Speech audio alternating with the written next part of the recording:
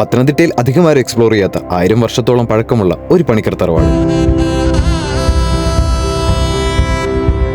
തറവാടെന്ന് പറഞ്ഞാൽ പ്രകൃതിയും മരങ്ങളും നാഗത്തറയും കണ്ണഞ്ചിപ്പിക്കുന്ന കേരളീയ വാസ്തുശില്പകലകളും നിറഞ്ഞ ഒരു തറവാട്. പണ്ട് 3 കാവുകളാൽ ചുറ്റപ്പെട്ട് 1000 ഏക്കറിലായിരുന്നു ഈ ഒരു തറവാട് നിലനിന്നിരുന്നത്. ഈ തറവാട്ടിലൊരു അപൂർവ മുറിയിൽ കലമാന്റെ കൊമ്പിൽ കൊടുങ്ങല്ലൂർ അമ്മയുടെ ചൈതന്യം കുടിയിരിക്കുന്നുവെന്ന് വിശ്വസിക്കുന്നുണ്ട്. അതിന്റെ ഐശ്വര്യം ഈ ഗ്രാമത്തിനുണ്ടെന്ന് ഏഴംകുളത്തുകാർ വിശ്വസിക്കുന്നുണ്ട്. കൊടുങ്ങല്ലൂർ ദേവിയുടെ മറ്റൊരു വാസകേന്ദ്രമായി വിശേഷിപ്പിക്കുന്ന ഏഴംകുളം ക്ഷേത്രത്തിന്റെ ചരിത്രം ആരംഭിക്കുന്നത് അമ്പലത്തിനാൽ പണിക്കർ തറവാട്ടിൽ നിന്നുമാണ്. വർഷങ്ങളോളം പഴക്കമുള്ള ആമാടപ്പെട്ടി മുതൽ മച്ചും അണ്ടർഗ്രൗണ്ട് മുതൽ മുറികൾ വരെ ഈ ഒരു കൊച്ചു തറവാടിനുള്ളിൽ ഉണ്ടെന്ന് നമ്മൾ മനസ്സിലാക്കി കഴിയുമ്പോൾ ശരിക്കും അപ്പോഴാണ് നമ്മൾ ഈ തറവാടിന്റെ വാസ്തുവിദ്യ ഓർത്ത് അത്ഭുതപ്പെടുക. പണ്ട് ഈ തറവാട്ടിലെ ഒരമ്മ കൊടുങ്ങല്ലൂർ ദേവിയുടെ ദർശനത്തിനായി പോയി തിരികെ വരുന്ന വഴിയിൽ ദിക്ക് തെറ്റുകയും കൊടുങ്ങല്ലൂർ അമ്മയെ വിളിച്ച് അപേക്ഷിക്കുകയും ചെയ്തു. ആ സമയം എവിടെ നിന്നോ വന്ന ഒരു പ്രായമുള്ള സ്ത്രീ ഈ വിവരങ്ങൾ അന്വേഷിച്ചറിയുകയും താൻ കൂടെ വരാമെന്ന് പറഞ്ഞ് തറവാട്ടിലെ അമ്മയെ തിരികെ തറവാട്ടിലെത്തിക്കുകയും ചെയ്തു. തറവാട്ടിലെത്തിയ അമ്മ ഈ കാര്യങ്ങളെല്ലാം വിശദീകരിക്കുകയും ഇത്രയും സഹായിച്ച ആ പ്രായമുള്ള സ്ത്രീയെ എല്ലാവരും അന്വേഷിച്ചു തുടങ്ങി. ആളെ എങ്ങും കണ്ടെത്താനാകാതെ ദേവപ്രശ്നം വെച്ചപ്പോഴാണ്